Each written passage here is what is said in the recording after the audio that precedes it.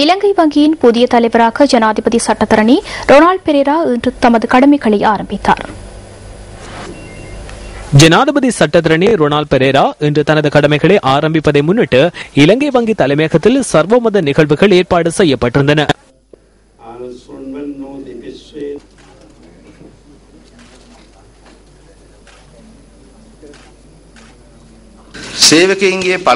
ஊழியர்களின் திறன்களை மேம்படுத்துதல், அதன் பொருட்டு கூடுதல் முதலீடுகளை மேற்கொள்ளுதல், தேசிய பொருளாதாரத்தின் முதுகெலும்பாக திகழும் நடுத்தர வியாபாரிகள் சமூகத்தினரை கட்டியெழுப்புதல் ஆகிய விடயங்களுக்கு ஒத்துழைப்பை வழங்குவதற்கு அணியுள்ளேன்.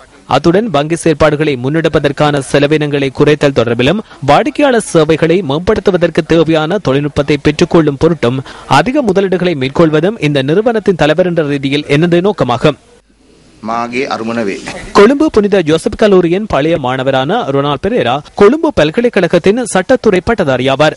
இங்கிலாந்தில் சர்வதேச வர்த்தக சட்டம் தொடர்பில் பட்ட பின்படிப்பை நிறைவு செய்துள்ள அவர் சில காலமாக இலங்கை வங்கியின் பணிப்பாளராகவும் செயற்பட்டுள்ளார். ஜனாதிபதி சட்டத்தரணி ரொனால்ட் பெரேரா ஐக்கிய தேசிய கட்சியின் முன்னாள் அமைச்சரான காலம் சென்ற போல் பெரேராவின் புதல்வராவார்.